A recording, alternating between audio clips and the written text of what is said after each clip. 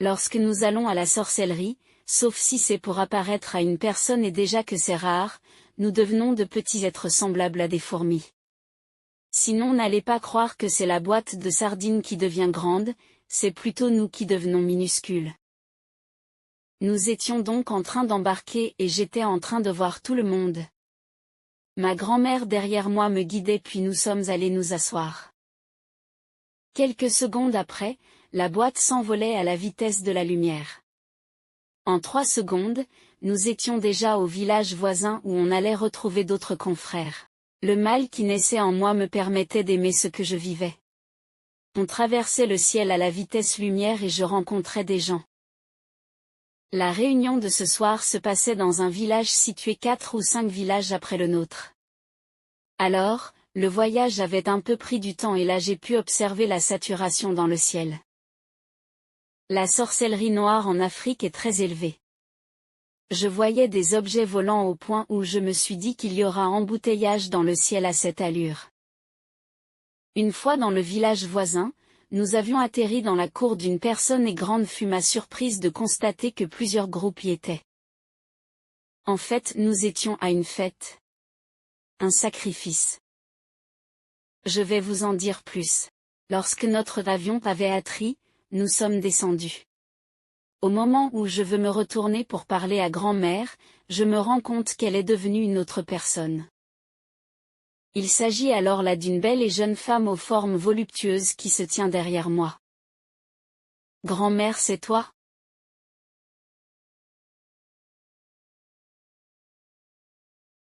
Oui, c'est moi. Dans la sorcellerie, chacun prend la forme qu'il désire. Regarde les autres. Elle avait raison. Il y avait des vieillards qui étaient devenus des beaux gosses et certains préféraient prendre leur forme animale afin d'être plus imposants aussi. Il y avait tous les animaux que vous puissiez imaginer. Et moi, en quoi vais-je me transformer? Tu choisiras toi-même. Pour le moment allons-y. Nous nous sommes mis à avancer où se trouvait tout le monde. Les gens étaient venus des 4 coins de la ville pour assister à cet événement qui m'était d'ailleurs encore inconnu.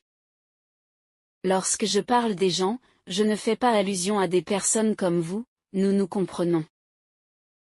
La cérémonie se trouvait dans la cour d'un homme et tenez-vous prêts, c'est lui-même qui nous avait invités.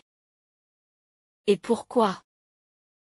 Selon la règle des sorciers, lorsque tu manges chez une personne, tu devras aussi un jour rembourser à manger aux autres ainsi de suite. Un peu comme une cotisation ou une réunion. Sauf que ici, il ne s'agit pas de votre nourriture ou encore de l'argent mais il s'agit des êtres humains. Le pauvre homme avait longtemps mangé et maintenant c'était son tour de donner. Père de 2 enfants, il avait un qui avait l'avenir de devenir un très très grand magistrat et c'est sur lui que ses confrères avaient jeté leur dévolu. C'est lui que nous voulons. Lui avait-il répété Dathan. Malgré ses supplications et ses explications comme quoi c'est son seul fils qui prenait soin de lui, ses confrères n'eurent pitié de lui et exigèrent de ne vouloir que le futur magistrat. Ils l'assimilaient à la plus grosse dinde de la cour et voulaient la dévorer. Vous devez aussi savoir que lorsque ce genre de réunion se passe, lorsque les sorciers des 4 coins sont déjà invités, c'est tout simplement parce que le gibier a été attrapé. Le processus est simple. L'homme était allé en esprit dans la ville de son fils, il avait réussi à capturer son esprit qu'il vint enfermer dans une dinde de la basse-cour chez lui. Il se dit donc qu'en journée, cet homme avait arrêté la plus grosse dinde de sa basse-cour et l'avait égorgée sans aucune raison, tout simplement parce qu'il fallait manger. Une fois la dinde consommée, le sacrifice est effectué. Certains mangeront dans la nuit et d'autres en journée. Et nous c'était dans la nuit. Le Fils de l'homme maintenant qui ne se doute de rien, continua de vivre comme si de rien n'était car ignorant mais en réalité, il sera juste une coque vide sans rien qui attendra sa mort simplement. Lorsque la dinde a été mangée, il est quasi impossible qu'il puisse être restauré. C'est fini pour lui et cette nuit c'était le cas. Ils avaient mangé en journée, c'était à notre tour de manger dans la nuit. Nous étions assis lorsqu'on entra avec l'esprit du Fils de l'homme. Il était ligoté comme un animal prêt à être rôti comme du bon porc. Les femmes qui sont chargées de le cuisiner aiguisent les couteaux tandis que ceux qui sont appelés pour l'égorger s'impatientent. Il ne dit rien, il voit les gens comme des fantômes. Ceux qui ont maintenant un esprit assez préventif et éveillé sont souvent ceux-là qui se souviennent de cette scène comme si c'était un rêve. D'autres même voient le mal venir et ne se feront pas bouffer comme des dindes. Tandis que les esprits faibles comme ce jeune garçon qui n'avait même pas 33 ans, passaient rapidement à la casserole avant d'être consommés comme de la vulgaire viande. Il y a des femmes qui sont chargées dans ce monde de la cuisine. Alors qu'on finit de l'égorger comme du vulgaire gibier, son sang est recueilli afin qu'il soit consommé comme du vin. Son corps est amené vers les cuisinières qui se mettent rapidement à la cuisson de ce que nous allons manger bientôt. Ce monde est tellement effrayant quand tu y viens pour la première fois. Personne ne porte d'habit là-bas, soit tu es nu, soit tu es transformé comme l'animal qui te possède. Erika, suis-moi, je veux te montrer quelque chose, me dit grand-mère. Elle me prit par la main et m'amena dans un coin de la cour où se trouvait une boule. Ça ressemblait à une boule de cristal comme je voyais dans les films et elle ajouta. Regarde ça. Ça te montre tout ce que tu veux voir. Comment ça? Dis-moi ce que tu veux que je te montre. J'avais réfléchi et elle me dit. Attends, je te montre la maison. Et au même moment, je vis le visage de mes frères qui dormaient défiler dans la boule de cristal. Attends, je vais te montrer plus que ça. Elle prononça encore quelques mots là et directement apparut les visages de mes parents qui étaient en train de visionner à la maison. Comment faisait-elle ça? Il n'y a pas d'explication sur des choses diaboliques. Parfois, lorsqu'on veut attraper quelqu'un, c'est ici qu'on vient regarder pour savoir où il se trouve exactement. Tu verras avec le temps lorsque tu devras le faire. Ce que vous devez aussi savoir, c'est que de ce côté, le temps passe énormément vite. Ces quelques heures que nous passions là-bas est égale à une journée ici. Tout est tellement rapide. Tout est tellement rapide qu'en quelques minutes, le repas était déjà cuit. Une costaude dinde comme je n'avais jamais vu, venait de remplir la table et prêt à être dégustée. Celui qui avait sacrifié son fils était celui qui devait commencer par se servir donc, il passa. Ce qui est amusant, c'est que pour la plupart, personne n'est heureux lorsqu'il offre un sacrifice, mais ils sont contents lorsqu'il faut manger. Le monsieur en question était triste en allant se servir à la grande table, il avançait en tremblant sachant que c'est son fils qu'il allait déguster. Il s'est servi la cuisse et il est rentré s'asseoir avant que le buffet ne soit ouvert. Nous nous sommes régalés et même moi, j'avais apprécié cette viande et ce sang. À 12 ans, j'étais officiellement une sorcière. Après les festivités, nous sommes retournés dans nos domiciles comme nous sommes venus et avec grand-mère nous avons rejoint nos enveloppes corporelles. Il était donc maintenant interdit de dire quoi que ce soit à qui que ce soit concernant mes voyages nocturnes. Je n'aimais plus le jour, maintenant j'aimais la nuit. Je dormais en journée mais la nuit j'étais éveillée. C'est de ce comportement que vient l'expression « les sorciers ne dorment pas la nuit ». Après des voyages mouvementés où je visitais des carrefours où on se rassemblait les plus grands sorciers, en journée je me sentais épuisée et je devais dormir. Ce comportement soudain attira l'attention de mon grand frère Kevin et il vint me parler. « Tu es souffrante, Erika? » « Non. »« Pourquoi? » »« Tu dors toute la journée. On dirait que tu es souffrante. »« Non, je suis juste fatiguée. » Ok. Si tu le dis. Mais au cas où tu as quelque chose qui ne va pas, dis-moi. D'accord. Après, il y a grand-mère qui justement était venue me faire comprendre que ça pouvait attirer l'attention des personnes éveillées et que je ferais mieux de ne pas souvent me montrer très fatiguée de la sorte. Je pouvais donc jouer avec des enfants qui venaient d'ailleurs, chez les voisins. Voici donc comment je me retrouve en compagnie de la petite princesse. Fille d'un procureur qui était venu passer des vacances avec sa mère, ils habitaient juste en face de nous. On jouait à la poupée et quelques autres jouets qui lui appartenaient. Ils étaient très aisés et le père de princesse avait pris des précautions afin que sa fille ne s'ennuie pas. En fait, c'était une princesse comme on l'appelait. Elle avait 2 ou 3 poupées, alors on passait souvent nos journées à tresser ces poupées et chacune essayait sur une poupée. Il était donc déjà 17 heures, il fallait que je rentre à la maison et je n'avais pas terminé de tresser la mienne.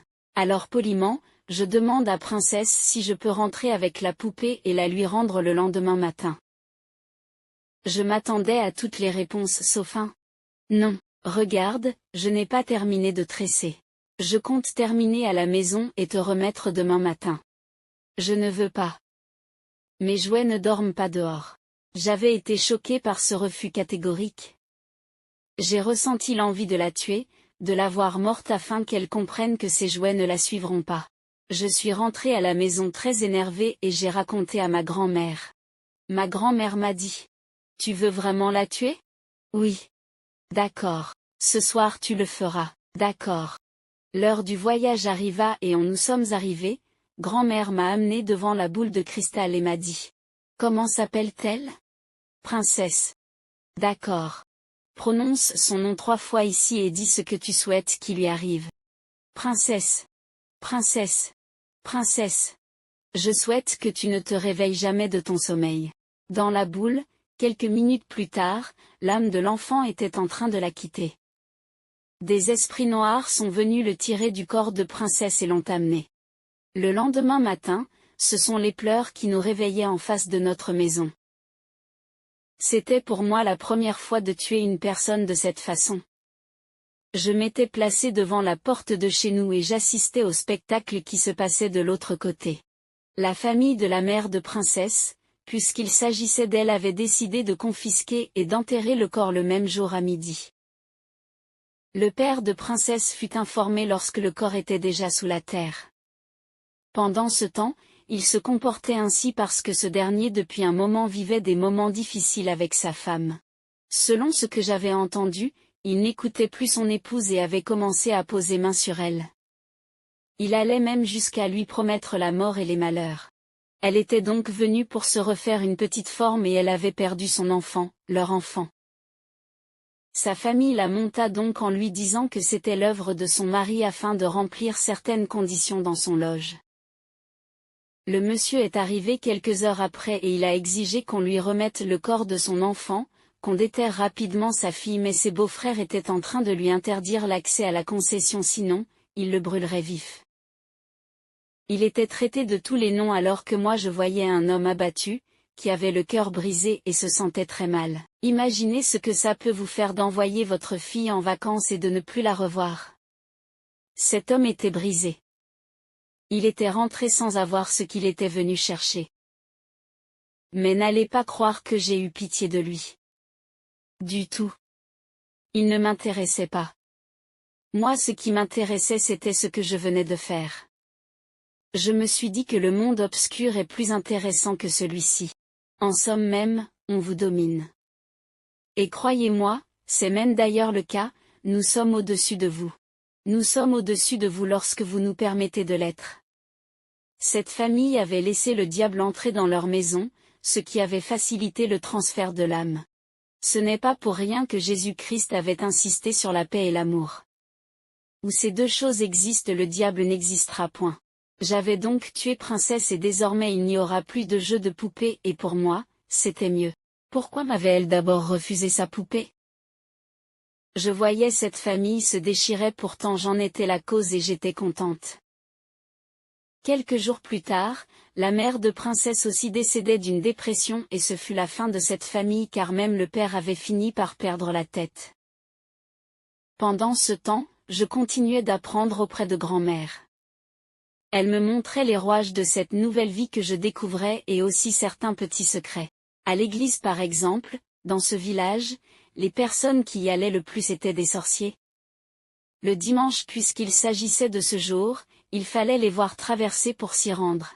Des personnes qui allaient étant transformées, d'autres qui y allaient avec des marmites noires, pour faire quoi?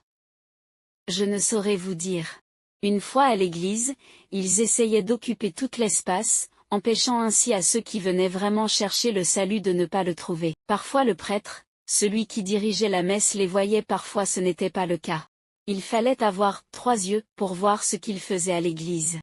Des serpents qui s'amusaient avec le crucifix, des tigres qui s'asseyaient à la place du prêtre et tout ce que vous pouvez imaginer. Du blasphème et de l'abomination tout simplement. Les vacances tirant à sa fin, ma grand-mère me remit un petit bracelet qu'elle attacha à mon bras et me dit que c'est ce qui allait me permettre de voyager quand je le voudrais. Il était très beau et brillait avec plusieurs couleurs.